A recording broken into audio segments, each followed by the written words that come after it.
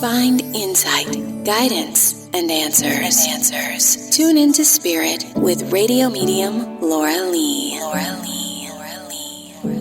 Did you know there's 7 essential emotions to positive change in your life and the life of others?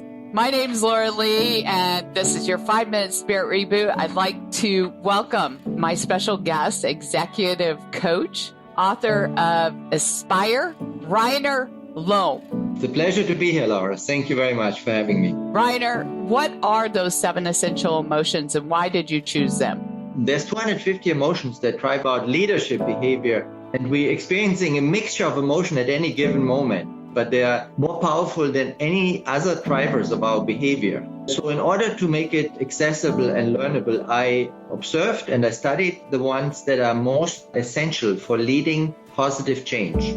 Okay, and those 7 emotions are what? So the foundation, they're built like a pyramid, and the first 3 are empathy, compassion, and interest. Empathy drives caring.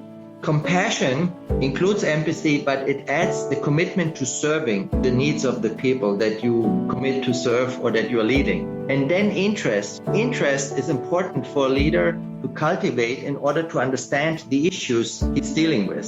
And so now a leader can build an aspirational vision that connects to the aspirational needs of the people he or she is serving. And in order to do that, to build that vision, a leader must be optimistic. Now, if you have built an aspirational vision for whatever area of change you want to create in your life, then you want to mobilize people to help you to make that vision a reality. In order to do that, you need to inspire them to act towards your vision. Now, on top of inspiration is then, in mobilizing people, is you got to coordinate effective actions. You need to set goals, you need to work towards those goals, and people need to collaborate. In order to collaborate effectively, a leader needs to build trust. Trust in the leader, trust among the people that need to collaborate, but also trust in the people by the leader. Then a leader needs to be resilient, and that takes positivity.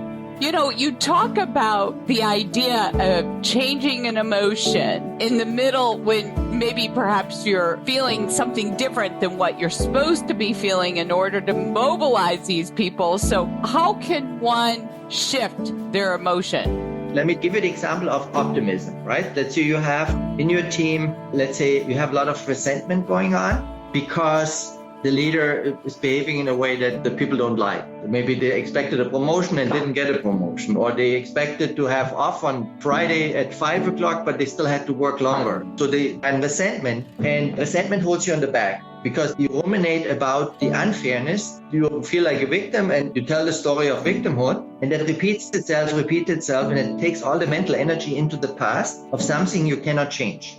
A powerful move is to accept, to tell yourself, this is something that happened that's unchangeable. I can only change the future. And suddenly all your mental energy and emotional energy goes into the future. Oh, I love that. It's a very powerful move. I have done it many times with executives that live in resentment, and suddenly they became visionary leaders. Right. Realizing the past is the past and just coming in the moment. What can you do to make a change? One of the important leadership competencies is the ability to mobilize people to take action. I think you just kind of gave that example, but how can somebody utilize their emotions to mobilize others positively? Yeah, let's say you have a team of people, and what very often happens, what leaders do, they tell people what to do. They say, this is our vision, and maybe they have even a written up mission statement and purpose statement, but nobody cares about it. So a leader, in this case, has to align and connect the vision for the company, the purpose of the company, the mission of the company to the high aspirations of the people. So, for example, like the young people today, they care a lot about their future. They care about different things than maybe like the baby boomers cared about or the Gen X cared about. So they have different aspirations. So for the leader, it's important, especially when the leader is a little bit older than those young people and cannot connect. So really get to know those people. What do they deeply care about? What is the future they would like to see? What are their aspirational needs? And then connect your vision to those high aspirations. I see when you're talking about this, not only as somebody who runs a small business or any leadership role out there, but also as a parent. Absolutely. Thank you for sharing your wisdom. Where can people find your book, Aspire? You can go to my website, reinerlomb.com. Thank you, Reiner. It was a pleasure. And if you'd like more of these 5-minute spirit reboots, subscribe to our show.